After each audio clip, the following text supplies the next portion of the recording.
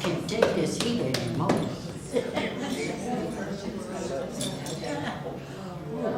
Good afternoon. Hello, everyone.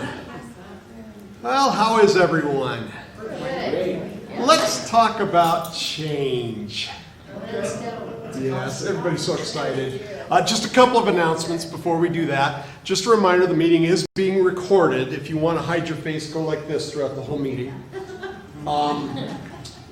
The Eaton choir had a concert scheduled for Friday the 26th of this month. We are rescheduling that into June, probably the third Friday in June, but there will be postings to let folks know about that, but wanted you to know that. Let's talk about change. That's about how all of you looked when I brought up the word. We're not all that big of fans of change, are we? Let's face it, though, it's a changing world. I read an article recently about all of the things a younger generation will never know that we had. The whole concept of video cassettes, right? And having to rewind them before you turned them back into Blockbuster or getting fined $1. They'll never know that. As a matter of fact, they won't even know about DVDs. Everything will be streaming. Taking film to get developed so you could see how that picture you just took was. It's instant now. We used to have to wait weeks and pay money to see if we took a good picture. That's a changing world. You know, going to a gas station to get a map when you're on a road trip? I urge you all to walk into a gas station sometime and ask for a map of the area and get the reaction that you'll get. You won't be walking out with a map. Payphones. Of course, a younger generation won't know about payphones, but the part that I loved, if you remember when we were younger, going to each payphone and putting your finger in that change bank and seeing if there was change in there and that clinking sound it made when you pushed that door open. Yeah. They'll never know that. The joy of earning up to 10 cents a month going through those phones. There's a problem with change, right? The things that we like are the things that seem to change. The things that we're used to and comfortable with are the things that change.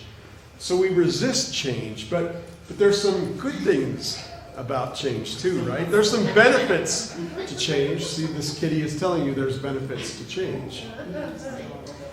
Let's face it, this is a much better alternative than what we have much better alternatives to this when that urge to go to the bathroom at 3 o'clock in the morning comes to you, right? That's a good change.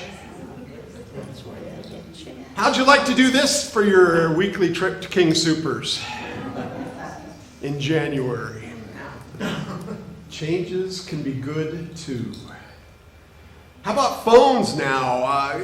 Tied to the wall, trying to get the operator to connect you, wondering if she's listening in. If you wanted to make a long distance call, maybe possible, maybe not, and it would cost the equivalent of maybe $100 to do it. Now you pick up your cell phone, you dial it, and you're almost anywhere in the country, sometimes the world, for no extra charge. That's a good change, I think. One thing will never change, though. Truly, friends are friends forever. It's an eternal statement. Our friends here, our friends everywhere, aren't subject to time or distance. Friends are friends forever. Let's see if we can meet one new friend this month. Is Eb Smith here? I do not see Eb. Eb is a new resident on the 3rd floor of the Summit. If you have a moment and see Eb around, I encourage you. Yes, Debbie? He goes by Winston. Yes. Winston. Thank you. So if you meet Eb, call him Winston. Yeah. Yep. Susan Ferguson has a few things to share with us today. And it is on Susan. Hi, everybody. I can't hear, so can you hear me? Yep. Yes. Okay. Allie caught me with an email. She drafted me to see, would you say something about the garden? She asked me specifically to say what the gardens mean to me, and I know there's a number of you that are gardeners. The gardens connect me to not only my work history, I worked in public gardens and in garden publishing, but also to my family history. My dad was a gardener. My grandfather was an estate manager and a gardener. My great-grandfather was an estate manager in England, just like you see in the movies, with the big greenhouse and all the little boys lined up with buckets. So it's part of my history. It is, public garden, I used to tell the folks who came to visit us that, you know, why have public garden? Why do we need 15 acres of gardens in a city? Gardeners, public gardens cultivate joy, is what I would tell them. And on a small scale, I hope that's what the gardeners here are doing for the rest of you who don't garden.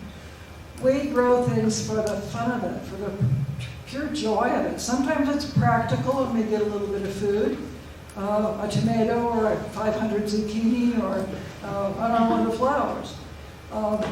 We put a lot of time and love into those gardens, and we love to share them, and we hope you will come out, visit the gardens out here, go on any of the balconies, go on the rooftop gardens, and take your coffee in the morning, listen to the birds, visit with your neighbors. Take your beverage of choice out there in the evening or on the balcony and watch the sunset. We just ask that because we have no garden budget. Those gardens are done with our love and our labor and our money. So that's why we really ask that you don't take anything that you didn't grow yourself. It's special to all of us, and we want them to look beautiful all year long.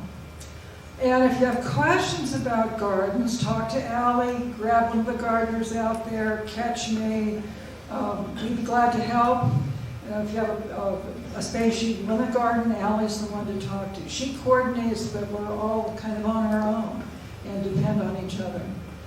The second thing I was asked to speak to the low vision group. Now, there are a lot of different groups that meet here. Cancer support and occupational therapy and different programs for mobility. And there is a low vision group, and that doesn't mean that all of us in that group are legally blind. No, not by a long shot. Some, yes. I have acute, very sharp vision in the center. I'm losing my peripheral vision to glaucoma bit by bit. And it changes how I'm able to move around, what I can see and not see.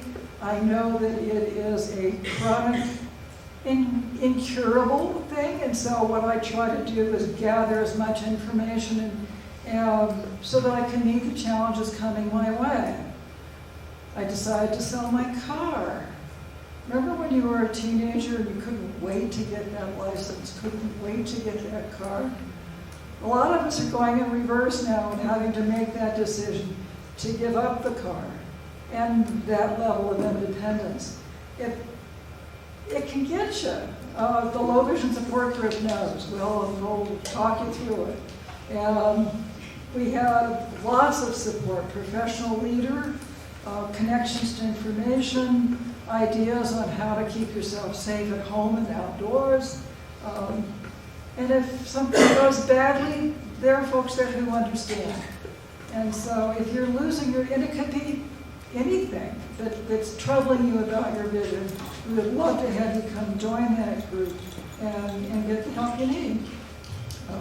Thanks. Thank you.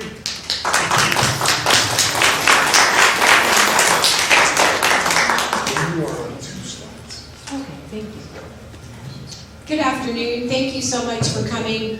I want to compliment Susan and her public speaking skills. This is not the first time I've heard her speak publicly. She is a great public speaker. I just want to give her another round of applause.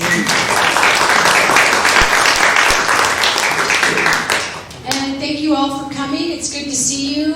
Happy mid-May. For those of you who know, I'm recovering from a knee replacement. I'm 2.5 months out and making tremendous progress, but I really want to thank all of you for your support. You've been very helpful in my recovery, so thank you. I've got a lot to talk about. First off, I'd like to introduce, if you have not met him yet, our new plant operations director. Also, we're calling this position Director of Facilities Management now, Sorry. Nathan Byrne.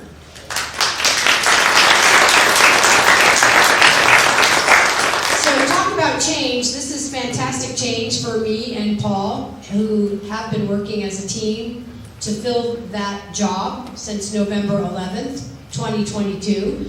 I am so glad to have Nathan on board. He comes to us with lots of facilities management skills, and I'm grateful to have his expertise here at Eaton Senior Communities. I want to give you guys a maintenance update. Paul is our lead maintenance tech, as you know, and Juan submitted his resignation about a week ago, but we have already we've hired and replaced him. We have a new maintenance tech starting officially next Monday, and his name is Frank. So we're going to be really excited to have a complete team in the Plant Ops department. I also want to reiterate, because I've been talking about the annual apartment inspections that we did on April 4th, and I'm going to be talking about those every forum, because HUD is initiating a new program for all HUD properties. And that new program is called Inspire, and that is the correct spelling. That's their spelling for Inspire. And they have completely changed how they will be, what's my word? Investigating is not the right word. Evaluating, thank you. They will be, they changed their program with regards to how they will be evaluating HUD properties. Effective October of 2023. So they used to really emphasize curbside appeal and move their way into the building. And they have flipped that coin completely, and it's all about inside of the unit to the outside of the curb. So when we do get our HUD evaluation and HUD comes on site, they will be going into many more units than they ever have. And it holds us accountable as your landlord, and it holds you accountable to your lease and your house rules. They will be emphasizing health and safety in your units. So making sure that everything is working in your unit from the landlord perspective, and then from your perspective, that everything in your unit, there's nothing in your unit that you've created that could be harmful for you, i.e. clutter, those types of things. So that's why when we did our apartment inspections back in April, I had 11 other people helping me, because we were looking at a much broader scope, so that we can be as ready as we can be when HUD arrives on campus. When they will be coming, I do not know. Two things, and I'll wrap it up on this category. We will be notified by HUD with a 30-day notice when they will be coming. And of course then, Nathan and I will be informing all of you. Get ready, HUD's coming. And we don't know what unit they're going into or how many units they're going to be going into. And we don't have any say in that. And then, so yeah, I will notify you, and then you will have time to get ready for that HUD inspection. And likewise, Nathan and I and his team will have time to get ready as well. But we're going to be talking about it in every forum. Finally, on that Inspire process, talk about putting the cart before the horse. HUD has not received final congressional approval for Inspire. They're expecting it, and they're moving forward like they're going to get it, but I just want to be completely transparent with you that they have not received final congressional approval, but they are expecting it. So we're moving forward in that vein as well. All right. You all got a notice last Friday that Jason Klickman, our Director of Culinary Services, is resuming the food committee meetings. Prior to the pandemic, we held these monthly. We stopped those meetings during the pandemic, and we are bringing them back. First meeting is May 23rd at 10 a.m., and it is going to have a different structure than the meetings prior to the pandemic. But Jason will be outlining all of that for you if you attend that meeting. Just to remind everyone here in this meeting, both Summit and the residences, the water will be shut off tonight at 9 p.m. all the way through the night till 6 a.m. The brand new Summit boiler has arrived. It is here in our possession, and it will be installed tonight. So that's good news. And then lastly, I just wanted to remind everyone that we are a smoke-free community. There's a designated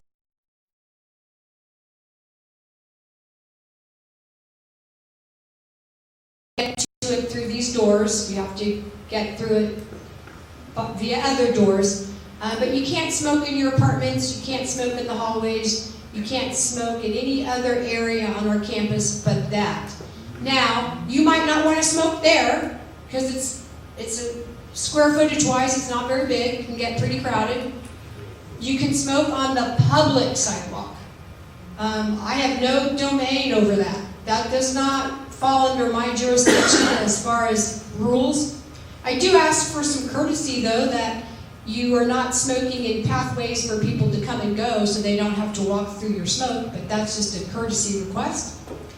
And I think that's all I have. I'm not quite sure what your next slide is. And look at that. We're already at Q&A, which I will open up to you in just a second. Most of our colleagues are in Vail this week at a conference. They'll be back on Thursday. We have 6 representatives up there. Hence, our meeting is short. So I'm opening it up for questions. Yes. Have they fixed the pipes that were freezing all winter? The question is, have we fixed the pipes in the east wing of the residences that were freezing all winter? Not yet, but they will be fixed this late spring, summer. Nathan and Diana and Paul and I have been working on bids for that. And we are, Nathan, did you want to talk about that project? Yeah, and you can come to the mic so everyone can hear you. So we know what to do, which was the first thing. So I don't believe there's actually any pipes that are broken up there currently. We don't have any leaks, but we do have a solution and a plan to prevent it from freezing again. And what that'll involve is what they call heat tape. And it runs right off an electrical panel, and it just stays warm. It's literally wrapped around the pipes all winter. So that's the solution. Early June, we can have that electrical work done. We need to tear the bottom off that portico, have that electrical work done, and then put back something better than the drywall with some access panels so that if something does happen, we can get to it. So we're looking at early June. Yes.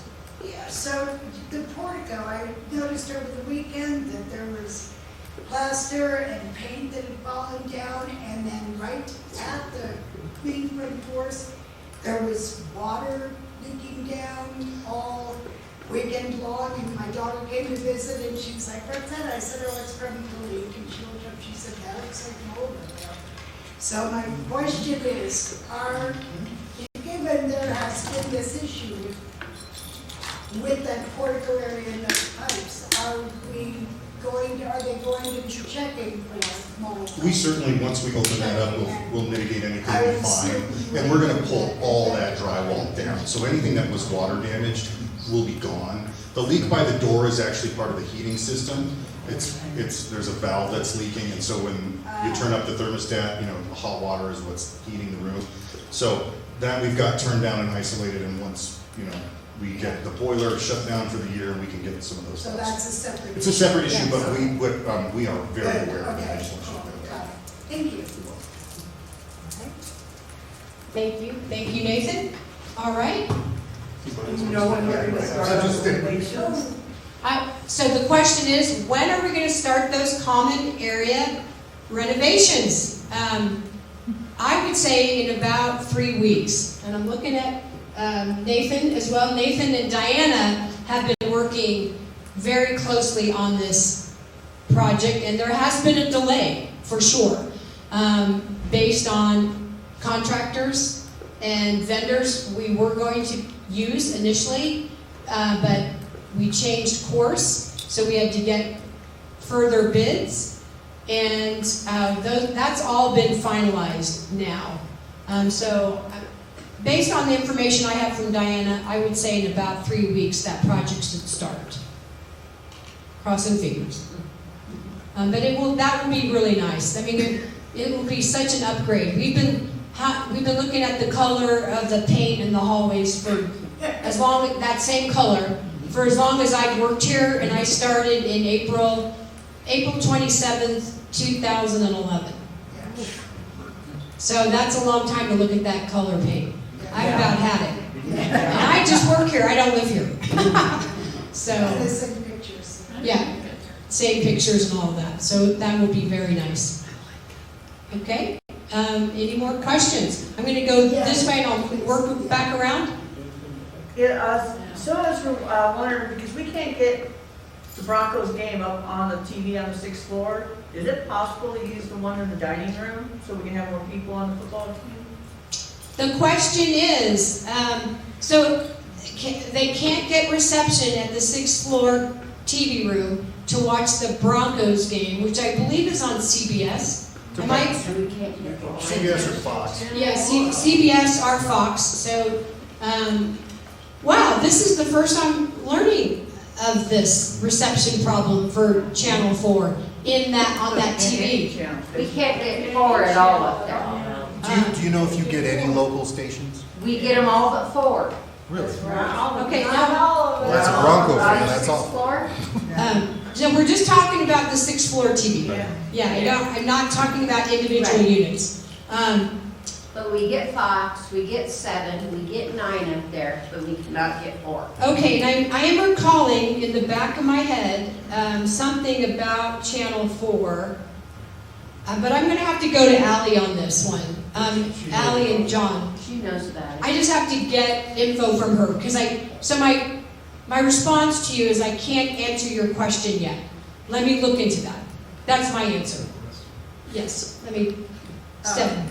What about the apartments that can't get those basic, the local channels? So the question is, what about the apartments? So about 2.5 years ago, maybe 2 years ago, well, when we put the new roof on, 1 year ago, that old 35-year-old antenna was affected by that. And we priced out putting up another antenna. And based on how people view TV now, putting up an antenna was not financially viable. So, for your individual apartments, your best bet is to put up your own antenna within your unit. It's not working. It doesn't work. Have you tried, and then just for clarification, you purchased your own antenna and screwed it into It your... doesn't work on the east side because the broadcast comes from the Right, west. from Lookout Mountain. I think you have to re-scan your TV each Office. time. Remove your antenna and re-scan your TV. Yeah, if you're on the west side, over here in the mountains, that's where the reception is, but that side don't. I got Judy's going and she lives on the east side. So let me just let me repeat It's on the what, 6th floor. what your neighbor said.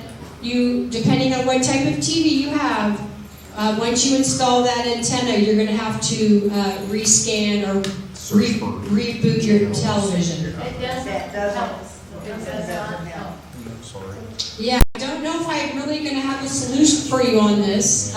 We've talked about this for probably, the last year when the big old clunky antenna came down. And as your landlord, our response is the antenna in your unit, in your apartment. I hear what you're saying. I'm not, your frustration is not falling on deaf ears, I promise you. I don't know if I have a solution for you on that. But rescanning and rebooting, if it did work on the east side for that Upper floor. apartment. On the sixth Doesn't floor. work On the sixth, but not the low floor. Not my floor. I mean, Because we're blocked by all the buildings. I'm on the 6th floor and it didn't help. I've rescanned it a number Yeah, of you're right, I times. don't know. There are, you know, just as, Very inexpensive streaming options. there's that, Yes. there's also. So let me just repeat what Jim said. And that was my comment at the very start of this conversation. Based on how people are watching TV now, which is completely different than it was even 5 years ago. Jim's comment is that there are very affordable streaming options. And that is why we decided not to move forward with replacing an antenna. Even when we priced it out, the vendors were really scoffing at us. Like, why in the world would you put an antenna on your building when everyone is watching TV differently than they were 5 years ago? So there's the streaming option. And streaming does not bring in the local channels, that brings in the. No, There are. there are and options. we don't have time to get Yeah. into all these options, but there are, I have a little antenna, but I stream. And you really have to kind of kiss that microphone, so yes. Okay. I stream local channels through YouTube. So there are options. There are also more powerful antennas. If you find something online, you know, there's just little flat plastic things that plug in, but if you find one that actually plugs into the wall and requires power, they are much more powerful. And there are antennas on the market that you could pick up New Mexico TV on. You just have to find them. So there are ways, but we don't have a way to supply it. Correct, yeah. So I hear your frustration. I had a question. What about a bathroom in the TV room on the 6th floor? Okay, I'm gonna answer that in just a second. Judy, did you have a comment about TV? Well, I was just gonna say that there's a lot of people here that don't realize that to do your TV set, it doesn't take but 3 or 4 minutes. And To what? they just, Scan for to channels. scan your TV. Yeah, we rescanned them. Yeah, but there's a lot of people that don't scan them and scan them right. And move your antenna. Yeah. Keep moving your antenna and keep rescanning until the We're down program's here, done. and we got building blocks. Okay, I'm gonna wrap this up. I'm gonna wrap this portion. One question. Yes. Is it possible not the big antennas that you're looking at, maybe for that particular part of the roof, a smaller antenna could be? No, we're just not doing it. I'm sorry. And we've had this discussion multiple times in here the past year and a half. So no, we're not purchasing a roof antenna.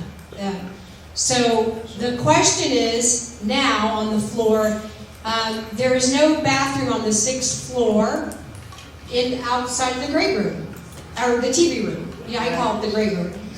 Years ago there was, and then it was converted to a tech closet. So we have no plans on converting it back to a bathroom at this time. Yes. I had a question about elevators, but I just wanted to say, Ally, when this whole antenna thing started, had multiple classes for anyone who wanted to learn how to stream, wanted to learn, you know, what the options were. She was available to help people. You know, she was addressing this as best she could. And I'm sure Ally would be happy if you had a concern, say, to help you figure out what option would work for you. Because she did it for a lot. So the comment offered on the floor was that when we removed the antenna, Ally provided a whole bunch of training opportunities for everyone. And that if you're having a problem, you could connect with Ally. I'm not quite sure how flexible she is with her time with that at this point, but I'll double check with her. Yeah, I will double check. And this whole conversation started back about getting the Broncos games on the big TV. I have not forgotten that. Let me look into that matter. I've got that on my to-do list. Okay? And All right. I have is an elevator question. The large elevator, there's two things. First of all, and we've all experienced this, I think, for some reason, you're going down, it gets almost down to the first floor, it stops, the light goes on, it takes you back up to the second floor or wherever. Usually, nobody even gets on, it just kind of hangs out there, I push one again, hangs out there on the second floor going, okay, I guess I really should go back to the first floor. And then takes you back to the first floor. This happens frequently, so I don't know, I don't know if you've ever been made aware of that, but that is something that it has an issue that the large elevator has. Also, the other issue that I'm concerned about, mostly with the large elevator, is that, and I don't think it's on all the floors, I know for sure that there's floor where I live, when it stops, the elevator surface is about this much higher Yes, okay. than level, which is a huge tripping hazard, and if you have a walker like I do, you're pushing the walker on, and all of a sudden it'll hit it, and the wheels go sideways and go down into the Sure. thing, and you're falling over the Right. walker. Okay, what you described, that the large elevator here in the residences is acting a bit wacky. That's news to me and Nathan. So Nathan and I will look into that matter. Okay, and including the gap. The gap. Okay, Leah. Yeah, a suggestion for the problem on the 6th floor with the TV. Get a small antenna and string the wire across the ceiling and put it on the window. And then it'll catch the antenna up on the mountain and they'll get service. I will take that into consideration. Thank you, thank you for that. Okay, Lynn. On the elevator, the small elevator, I was on 4, I got on the small elevator on 4, I pressed 5. Instead of going up to 5, it went down 2, 3, then it And went... you did get on the right directional elevator. I didn't, not to sound condescending. No, that is I not my understand intention that. at all. But that is the first question that pops into No, my it head. was the other elevator, Set up, okay. and instead of going up to 5, it went down to 3, picked up somebody. So we were laughing about it, and we didn't press any more buttons. The only button that was pressed was 5. And then it went down to 2, picked up somebody, then it went down to 1, let people off, people got back on, and then we pressed the buttons and we all went up to 5. It's got a mind of its own, it really Well, is. it's like a local, huh? No express. Okay. Thank you. Thank you for that information on the small elevator. So we received the feedback on the operational wackiness of the large elevator and the small elevator. Okay. All right. Any other questions? Okay, just a reminder, water shut off tonight at 9 p.m. We're shutting those laundry rooms at 8 p.m. tonight so no one gets stuck mid-cycle when the water goes off. So thank you for your patience through this massive water shut off tonight. So eat your cookie before 9 o'clock if you want water. Thank you everyone. Thank you all Have a for good coming. night.